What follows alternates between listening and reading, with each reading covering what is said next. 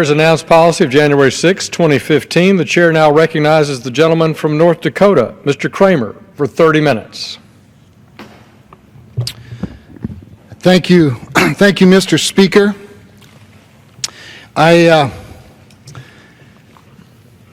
rise today to talk a little bit about one component of the omnibus tax extender package that is dominating, of course, the legislative agenda as we wrap up this year.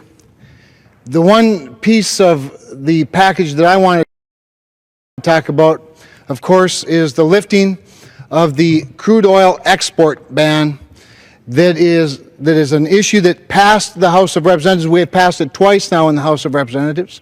In fact, as a standalone bill, the lifting of the crude oil export ban in H.R. 702 passed, Mr. Speaker, with 62% of the vote.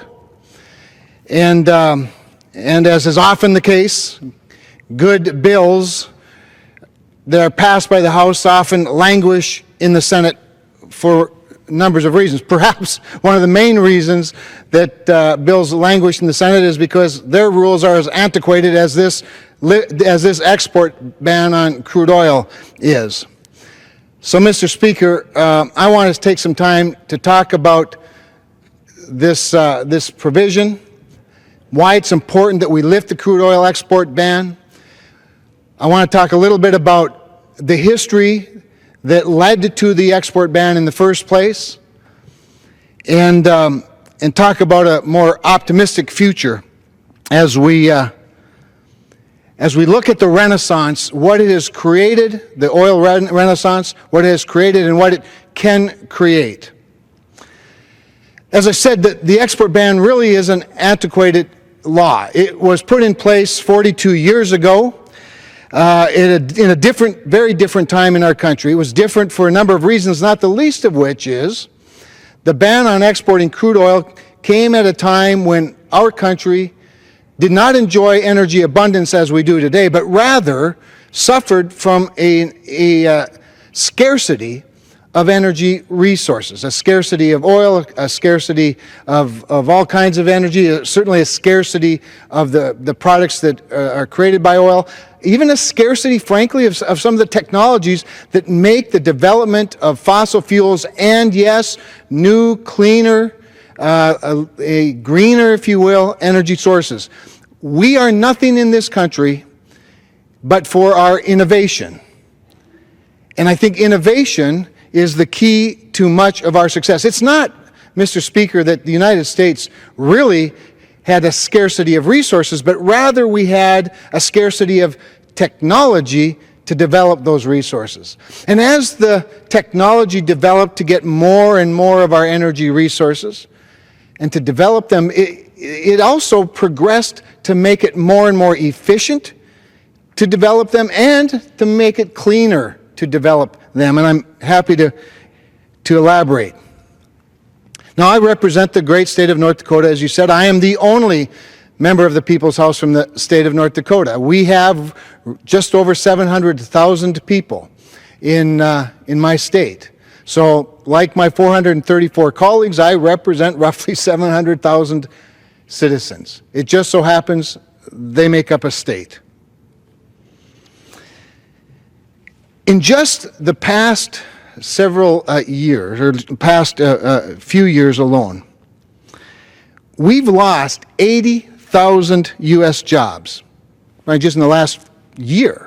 80,000 U.S. jobs because our oil producers have been forced to scale back their rigs by nearly 60%. That is the result of a collapse in price. Why is there a collapse in price? Well, there's a collapse in price largely because we're producing a lot more, and, of course, we cannot sell the product outside of the United States. So obviously you can't produce more than your consumers can take in.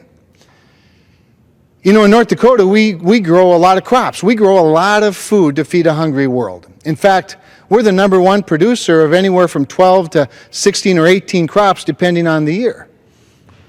We produce a lot of wheat. We can't begin to eat it all. We produce a lot of cattle. We produce a lot of honey. We produce a lot of sunflowers. We produce a lot of beans. We produce a lot of products that we couldn't begin to consume in this country. But there are hungry people all over the world who'd love to consume it.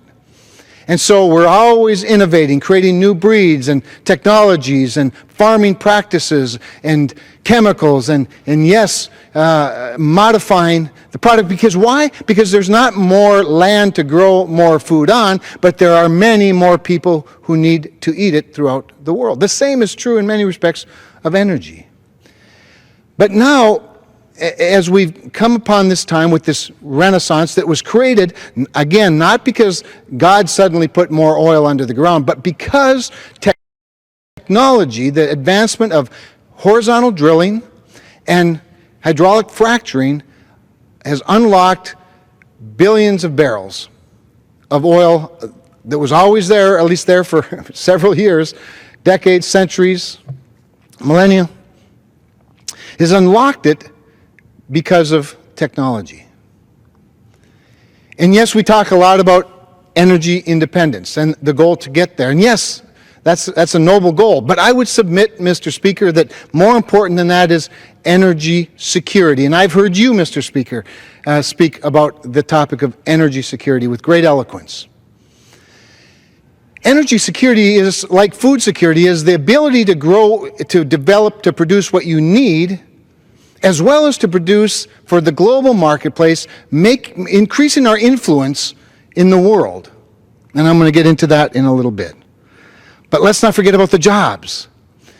And let me talk for a minute about the jobs in my home state of North Dakota, where we are now the second leading producing state of oil. Second only to Texas. I was an economic development director for our state at a time when we were beginning to diversify our economy, at a time when outmigration was just starting to plateau.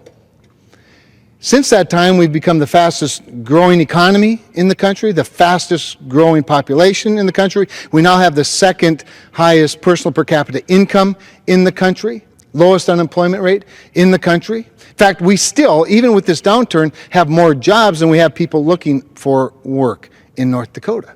I have seen people go from poverty to prosperity. There's nothing wrong with that. I've seen truck drivers become fleet owners. I've seen short order cooks become restaurateurs. I have seen carpenters become developers. I've seen people who have a water well become entrepreneurs selling water for hydraulic fracturing.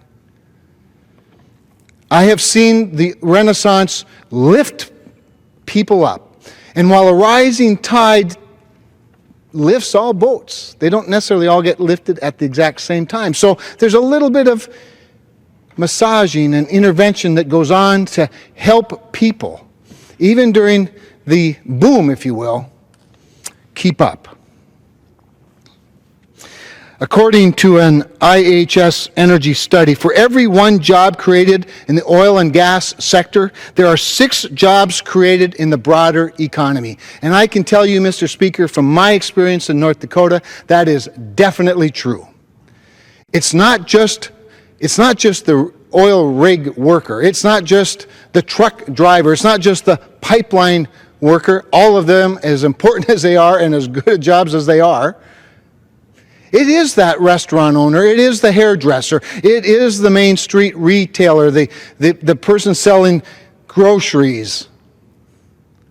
And it's the entrepreneur who comes up with an idea no one else had thought of before. It's the entrepreneur that sees the problem that needs a fix, finds the fix and sells it and markets it and becomes an employer as well, rather just an employee. And by the way, the American jobs created by the oil renaissance of recent years exist in all 50 states. Speaker Ryan put out this little chart today, this little graphic piece, identifying the opportunities that lifting the crude oil export ban would have that go beyond the renaissance that we have experienced in recent years. Lifting the oil export ban would create an estimated 1 million, Mr. Speaker, 1 million American jobs in nearly all 50 states.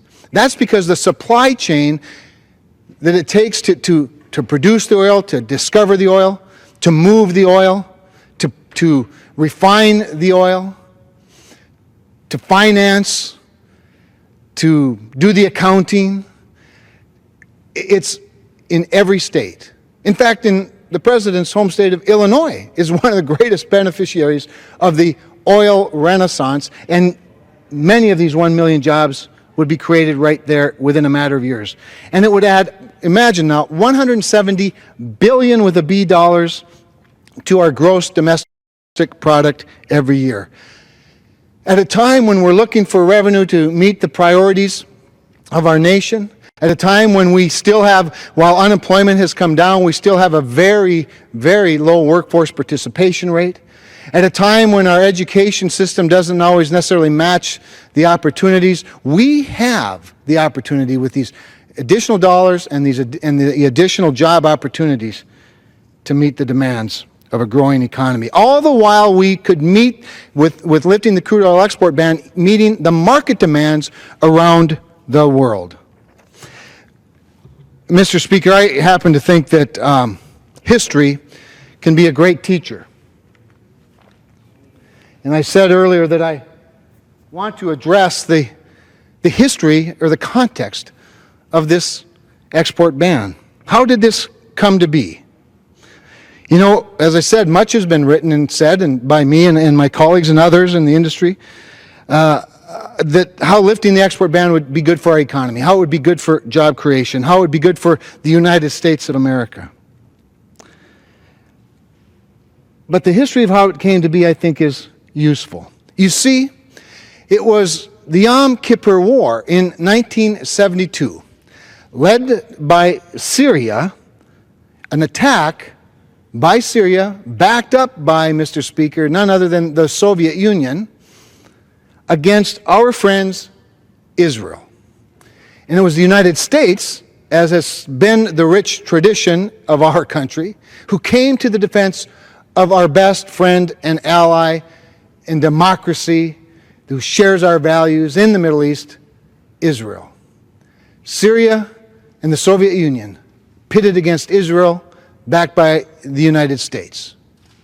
That led, of course, the Yom Kippur War led to the oil embargoes of 1973, which caused a reaction leading eventually to this crude oil export ban. You might recall in the 70s, Mr. Speaker, I do, barely, but I do, the gas shortages, the rationing of gas, sales limited to 10 gallons of gas per customer, is illustrated in this poster, this real picture of the 1970s. Now, while it might have been a well-meaning policy to put a ban on exporting crude oil with the idea that somehow we could produce enough oil in the United States, or at least we ought to hoard what we have, it's not like the United States was a leading producer of oil. We weren't what we are today. Today, we're the number one producer of oil and gas. Gas, as you know, can be exported. And by the way, so can refined petroleum products be exported. So that's what led to the ban. And the problem is, as I said earlier, this isn't 1973 anymore. This is not 1979. This is not 1989. This is a time when we have energy abundance. We have oil abundance. To the point where we have every storage facility, including pipelines and ships and tanks, full of oil. And we're still producing. Light, sweet crude, I might add. And it's, in a little bit, I'll get to the difference between that and this heavy sour crude and the various market mixes that demand that. But Mr. Speaker, as I started out, reminding the chamber that we passed H.R. 702 with 62% of the vote, a large bipartisan vote. That was a bill introduced by our friend, my friend, Representative Joe Barton of Texas. And he's in the chamber with us, and I would like to yield such time as he would like to explain why this is such an important piece of this week's omnibus and tax package. So, Mr. Speaker, I yield to Mr. Barton of Texas. I thank the gentleman from North Dakota. May I inquire how much time is left in the special order? The gentleman from North Dakota has 16 minutes left. 16 minutes. I thank the Speaker. Well, the first thing that I want to do is commend the gentleman from North Dakota for your hard work on this. You're an original co-sponsor of H.R. 702. You're a valued member of the ad hoc whip team that we've put together. You and I have worked the floor. We've had dinners with undecided members. We've helped coordinate action efforts with some of the outside groups that are supportive. You've just been unflagging in your help on this, and I could say similar things about the Speaker in the chair. He's a gentleman from Arkansas, has also been a valued member of our team. What I want to focus on is to explain to the members what this means strategically to the United States of America. The world produces and consumes about 95 million barrels of oil per day right now. 95 million. Three countries, the United States, Saudi Arabia, and Russia, combined produce around 30% of that, a little over 30 million barrels a day between those three countries. Right now, Saudi Arabia would be number one, Russia would be number two, and the United States would be number three at about 9 million barrels a day production here in the United States. Until this bill becomes law, which we hope will pass the House and the Senate and the President will sign it this weekend, if you want to change the world oil markets, it takes 5 or 6 phone calls. The chairman of OPEC, the Organization of Oil Exporting Producing Countries, who have their headquarters in Vienna, their chairman would make 4 or 5 phone calls to the various oil ministers of Saudi Arabia, Iran, Libya, Nigeria, and if they all agree on a price and a production quota, they have a meeting and they get all the member states to ratify it, and they've set the price. A handful of people set the world price. That's the way it's done since the mid-1970s, when the Arab oil embargo. But we repeal the ban on U.S. crude oil exports, which I think we're going to do. And the President signs the bill. Next week, we have about 500 million barrels of oil in storage in Oklahoma, in Louisiana, in Texas, up in the Midwest where the gentleman's from. Believe it or not, some in California, some even up on the East Coast. Privately owned oil that's just sitting there. The chairman of OPEC calls those same 5 oil ministers. He said, boys, we need to raise the price. We're going to cut production. Each of you guys in your nation will agree to cut production of 500,000 barrels a day. We're going to tighten up the market. We're going to raise the price. And they all agree to do it. Well, that word's going to get out. Somebody in Houston's going to say, well, you know, I got 10 million barrels right here. Somebody in Corpus Christi, somebody in New Orleans, somebody in Mobile, Alabama, somebody in New York City or Long Beach, California. There'll be oil on the market to replace the production cutbacks of OPEC, if not in minutes, in hours. What we're doing is taking the keys from OPEC and giving the keys to the American people, the free market. Who has the biggest oil reserves in the world if you include our alternative shale reserves? The United States of America. Who has the best technology in the world? The United States of America. Who has the best people, the best seismic engineers, the best production engineers, the best oil field workers, the best truck drivers, the best pipeliners, United States of America. And so, by golly, within a week, we're going to unleash the free market competitive enterprise of the American people on the world oil market. And these other countries, Russia, Saudi Arabia, Iran, Iraq, Nigeria, Libya, they can increase production a little bit, but there's only one country in the world that could literally double production within 4 or 5 years. Guess who that is? United States of America. So what we're doing this week in the omnibus, there's lots of reasons to be for it. But if you want to take control of energy policy away from a handful of oil ministers, primarily in the Middle East, vote for this bill and put control in the market and let the Americans compete with the Mexicans and the Canadians and the Saudis and the Iraqis and the Russians and anybody else that wants to sell oil. We don't realize what we're about to do, but it has tremendous economic and strategic implications for freedom everywhere in the world. And you, sir, from North Dakota, have helped make that possible. The gentleman in the chair from Arkansas has helped make that possible. The 262 members of this House, Republicans and Democrats, Henry Cuellar of Laredo, Texas, has helped make that possible. Next week's going to be a great week. It's going to be a milestone week.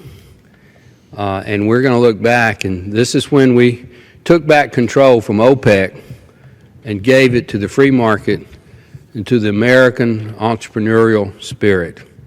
So I want to thank you, Congressman Cramer, for your hard work. I'm proud to have you as one of the leaders on this effort. And with that, I yield back. Well, thank you very much. Thank you very much, Chairman Barton, for your kind words, for your tireless effort on behalf of the employees, the workers, the economy of our country, and for articulating so beautifully and so perfectly, without rehearsal, the next chapter of what I began to talk about when I talked about the context, the historical context, because we are reliving much of that history right now.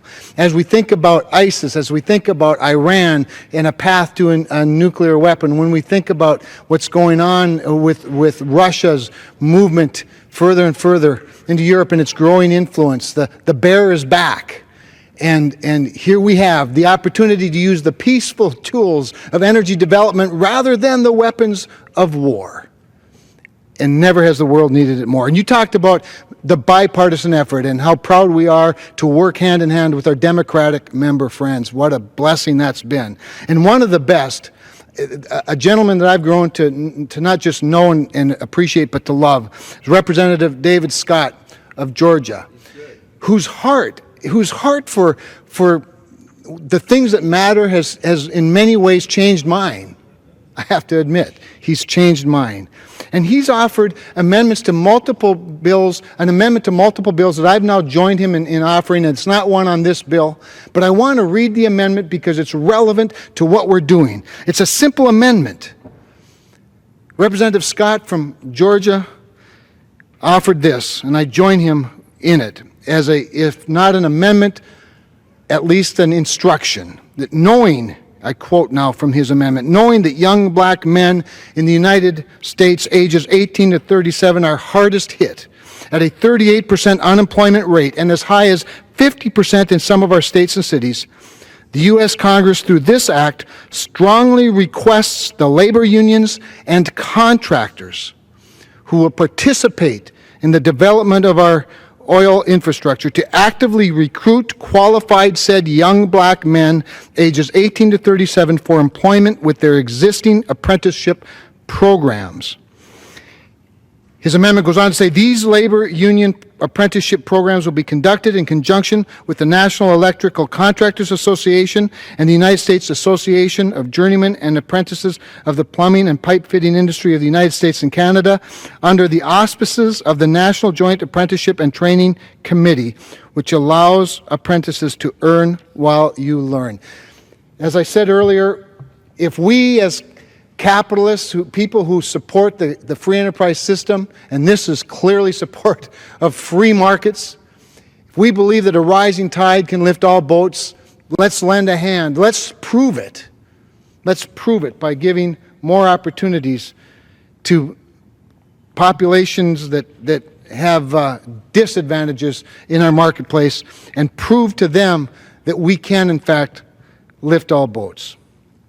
I might add, and Chairman Barton, if you wanted to explain some of this and comment on this, there's another important provision that was in H.R. 702 that's also part of this bill, and that gets to the use of the support for the Maritime Security Program. Would you be willing to share a couple of minutes about that? Because that's an important part of what we're doing. Be happy to. The gentleman will yield. I will yield, please.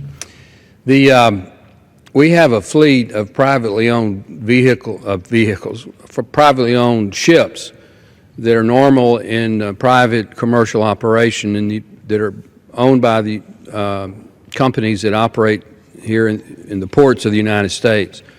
We pay a small fee each year from the Department of Defense so that if these ships ever need to be used to transport military supplies overseas, they have to cease commercial operation and carry the military cargo.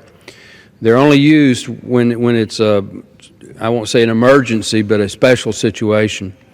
And in this bill, we have some funding that increases the per ship reimbursement rate slightly so that it makes it feasible for these ships to be on standby for our military to use. And it was offered by the chairman of the full committee, I think Chairman Fred Upton, when our bill was on the floor, and it was included in the manager's amendment and is now part of the was made part of the bill then, and is in the bill that is before us that we're going to vote on Friday. So it's a way to help in a cost-effective way our military when they need lift capacity to get military supplies overseas in a tense situation.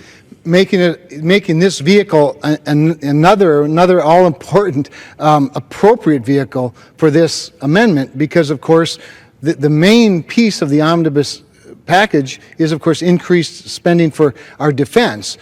But you said cost-effective. You're right. Having these flagships available really saves the country the cost of about $52 billion worth of building the ships. Right. So it's a tremendous tool. It's a good deal for the taxpayer and a good deal for our troops. It definitely is. Well, thank you for that, and thank you again for your leadership on this. Thank you for your leadership. I'm going to have to excuse myself, but thank you for this special order. Thank you very much. And Mr. Speaker, I'm going to wrap up as well with another history lesson, because it's so interesting, and I love history, and I'm not one who looks back a lot. I do like to look in the rear-view mirror once in a while to make sure I'm still going straight as I move forward, and I think we as a Congress and as a country need to do the same. But it was on this very day, December 16th, in 1773, that patriots at Boston Harbor expressed their displeasure with a foreign power's influence over what they felt was an essential commodity.